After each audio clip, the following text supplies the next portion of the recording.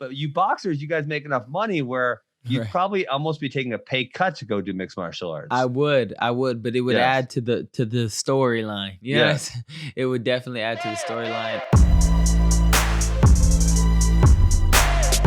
Hey, let me tell you something, Ben. I've never said this on air, but after when I've always said I'm gonna retire at 26, everybody looks at me crazy, right? Yeah. But I'm doing it to go into the MMA ring. So I'm gonna need you to teach me some wrestling techniques before I start even trying to dive in there. Some little wrestling, and then we'll go from there. So yeah, I've never said that out loud ever in my life, but yeah, I plan on to beat everybody I want to beat in boxing. Yep. As quick as I can, get out.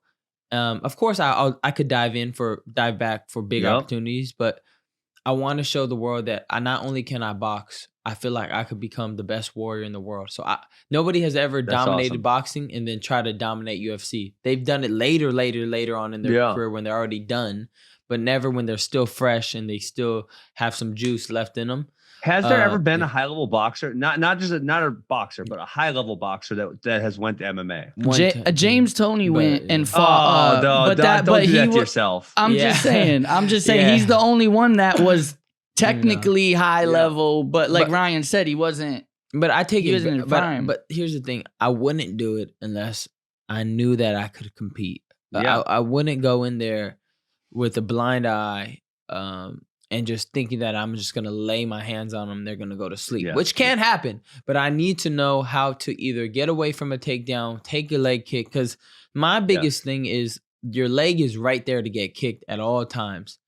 I've seen it what happened to Conor McGregor, and he's a very experienced MMA fighter, but he got his leg kicked in. I don't understand that. That leg is just right there. How do you get away from that? Like, well, that's why I think Conor was leading his front leg so much more, and that's kind of like I said, more like a boxing stance, right? Where that lead leg is out there a little further, and obviously that's a vulnerability both for a takedown and a kick. And so I think the stance in MMA, the best stance is probably a little more upright, so you're not vulnerable there. But I obviously don't think it would be super hard for you to make that transition. And yes, you should do training, but it's funny because no high level boxers have made the transition. Wrestling, we didn't make any money. So, like my Olympic class, me, Henry, and Daniel all said, hey, we want to go do MMA because we're not making any money doing boxing. I'm sorry, any money doing wrestling. But you boxers, you guys make enough money where you'd probably almost be taking a pay cut to go do mixed martial arts. I would, but it would add to the storyline. Yes, it would definitely add to the storyline. Well, you can probably get paid really well. I mean, I don't know if it's comparable to your boxing pay, but there would be, there would be so much mystery because we've never had a high level boxer, transition to mixed martial arts who actually put time in. I mean, James Toney just got paid to get an ass whooping. He didn't really put any time into it. Yeah, he did. And I can't think of any others that have actually like put a concerted effort into saying, hey, I actually want to be good at this. I think they're a little scared. I'm not gonna lie. I think that they're very scared because you see the kicks, you see the elbows, you see the knees, and you're like, why would I do that? You know what I mean? Hey, I got thumbed in the eye one time sparring, and I was like, dudes be getting elbowed in the eyeball. Like on the man, see, I have respect for it though, because that is modern day gladiators. It is for sure. Hey, Ryan, I can't remember. I think you got heat with him. Do you got heat with Henry or no? I can't remember. Henry hit me. Look at man. Here's the real story. I cleared this whole story up. Okay. So basically, Henry was he had his last fight in MMA, and I was like, "Hey man, respect, blah blah blah." And I felt like he was retiring because he wasn't getting paid enough or whatever. I think that's probably it. Yeah, and I was like, "Yo, if you want, we could just do like a fight. Like I'll help you get paid." And he took it overboard. He took it to a different level. And I was trying to do it cool, like a very cool transition. Like, if you want to make some money, like you want to do this, like let me get you a bag.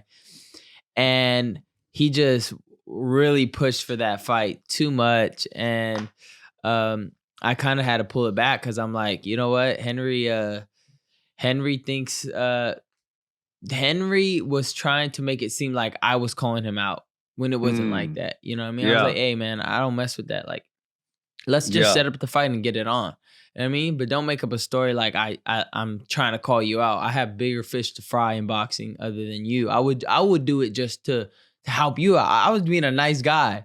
And he just twisted it. And I was like, you know what? F this dude, man.